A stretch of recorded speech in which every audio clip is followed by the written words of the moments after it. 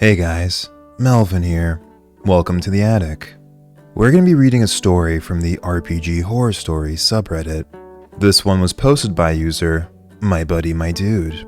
I read another story from this user in my previous video, however this story precedes that one chronologically, so think of it as a prequel. Anyways, this story is about a problem player that can't stand not being in the spotlight. You can probably guess how this is going to go. Let's check it out. This is the story of how PC and DM butting heads eventually led to our group not so spectacularly imploding. Apologies that this post is so long. For context, prior to this campaign, I had only played a couple of one-shots to get my feet wet. I hit it off with one of the DMs, and we became friends. He wanted to try running a homebrew campaign and knew a couple of people that would be interested. It's important to note that the DM was friends with all of us separately and played with all of us separately. We didn't know each other prior to this and had never played together. So, the cast of characters. We have the cleric, me, the fighter, the druid, and obviously our DM. In the beginning, our campaign was going really well. Our characters all meshed well and played off of each other's strengths. We had some really good RP moments, and I was fully invested in the story. Kudos to our DM for making a compelling tale and weaving all of our characters' personal backstories into it.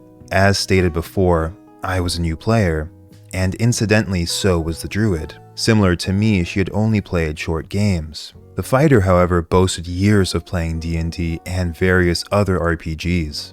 I only say this to explain why I didn't notice some of the red flags before things got out of hand. I assumed that as the veteran she knew what she was doing and this is just how people played. Now, the fighter played a character that was pretty abrasive and stubborn. Generally, I have no issue with characters like that. Like I said earlier, our characters all managed to get along well, and sometimes this abrasiveness even made for some interesting RP moments. Our characters had some interesting interactions, as my character tended more toward diplomacy, and her way was usually, "F you, I'm right." As time went on, there were less interesting RP moments, and more, I actively have a headache trying to deal with this nonsense. Instead of going beat by beat over everything that happened during our campaign, here's a sampling of some of the fighter's behaviors.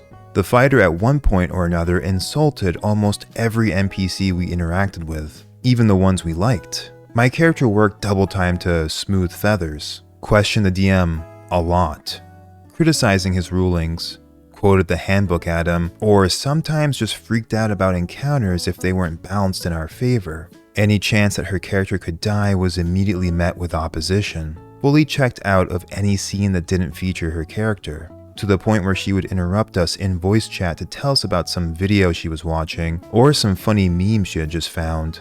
Anything she doesn't care about or doesn't want to make a decision on immediately deferred to my character. When I tried to have a discussion about it, she just reiterated that she would do whatever my character said. Especially being a first-time player, I was uncomfortable having that much control over the group's decisions. It frankly also didn't make sense for my character to want to be in control of all the decisions. She was very much a team player kind of person. Ended scenes abruptly by leaving, telling us out of character that she was bored with this, or having her character do something so the scene had to end.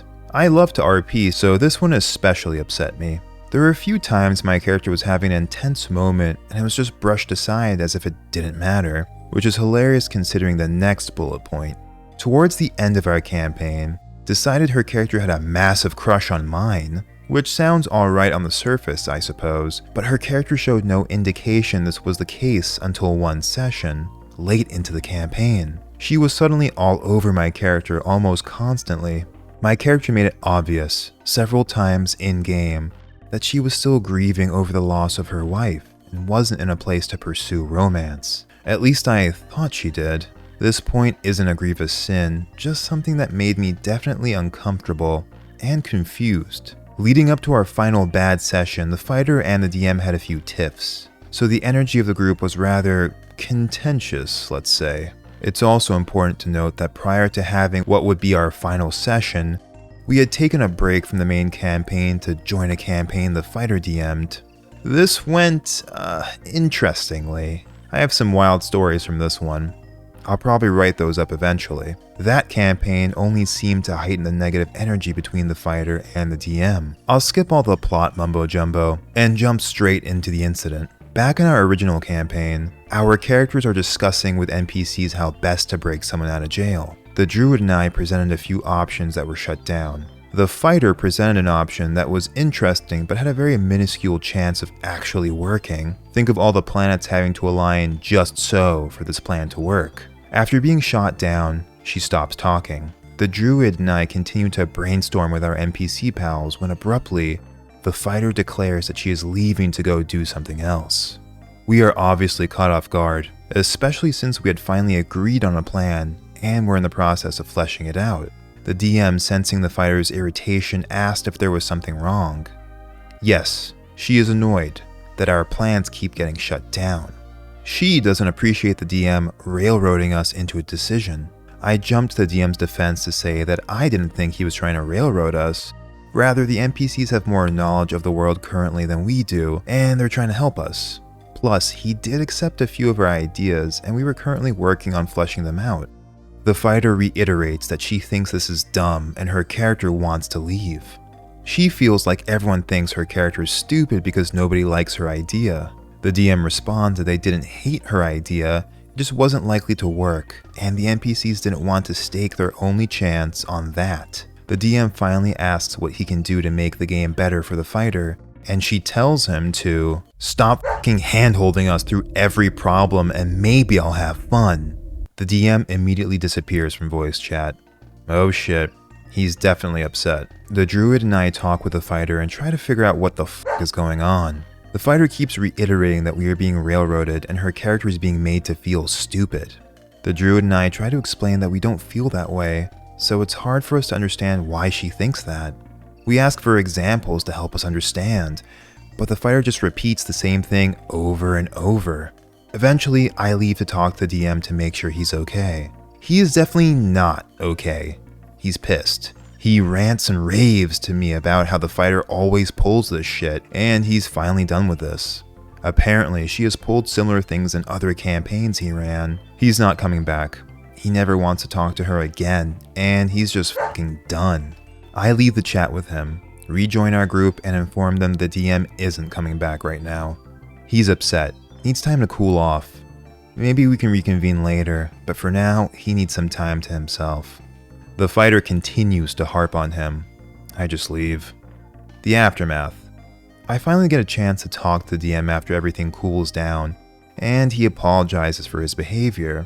He also explains how the fighter's behavior had been slowly grating on him, and apparently the fighter had been equally critical to the DM outside of our game, via calls, private chat, etc. While this incident wasn't a huge deal, it was more than the straw that broke the camel's back. I told the DM that he should probably air his grievances with the fighter so they can try to make amends. He agrees, he just needs time. I inform the fighter and the druid that the DM needs time to cool off and that he'll reach out when he's better. Over the next few days, the fighter becomes increasingly annoyed. She messages our group every day asking for an update about the DM. She says she's messaged him a bunch of times, but he has apparently blocked her, so she's contacted him through every means possible. Apparently, she's left a ton of voicemails as well. Actually, she's been trying to contact him since the blow-up happened. So much for letting him cool off, I guess. The druid and I reiterate that the DM needs space. Just give him time to think. The fighter refuses. She actually told us no. She needs to talk to him right now. How dare he not consider how she feels? Eventually, she realizes that the only way to talk to the DM is through us. So she asks for the druid and I to pass along a message to the DM. Stop acting like a toddler, otherwise he's going to lose a friend.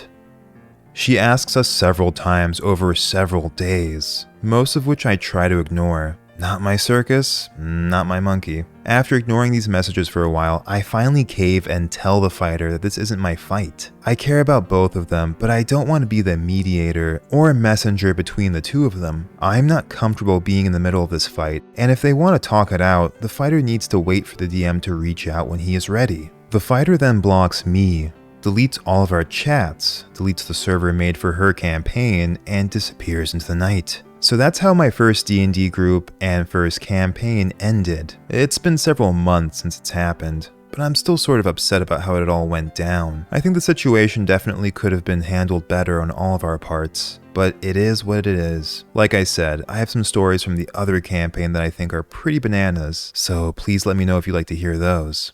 You hate to see it happen, but it does seem to happen. It's always a shame when a problem player disturbs the group dynamic, especially in what appears to be an otherwise positive game. A mix of a critical lack of self-awareness and issues around insecurity seem to be a recipe for this kind of behavior. When a player can't share in the accomplishments of the team, instead needing validation for standing out, wanting to constantly be reminded that they're special and that their contributions are what keep the party afloat. It's a shame because when a player internalizes this kind of complex, they miss out on the enjoyment of being part of something, the joy that emerges from community and camaraderie.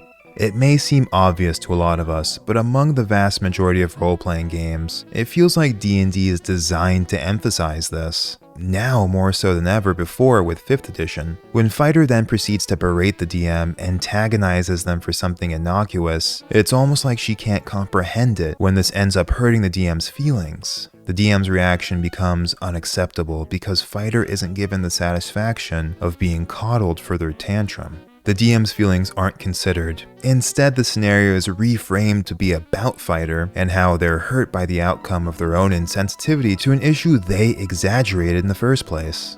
If I'm not mistaken, Fighter is the same player that ends up DMing the game in OP's follow-up story, the one featured in my last video. I think we can surmise from these examples that the player clearly has a tough time with others having agency in a role-playing setting, treating them more like set pieces to be maneuvered, mainly there to marvel at her greatness. The sad thing about this perspective is it ends up isolating those who hold it, since others generally don't want to be around people who don't treat them like individuals. They miss out on forming what can otherwise be valuable bonds. Hopefully this player can use these blunders as learning opportunities and improve from the experiences. I know I've had to make my fair share, i.e. a lot, of mistakes to reach similar conclusions. And sometimes by making painful mistakes like this, do we learn better ways to behave, the results of which can only be positive. Alright everyone, that's it for tonight. Thank you for joining me here in the attic. Please give the video a like if you enjoyed it, and subscribe if you'd like to see more. Take care of yourselves out there. This is Melvin, in the attic, signing out.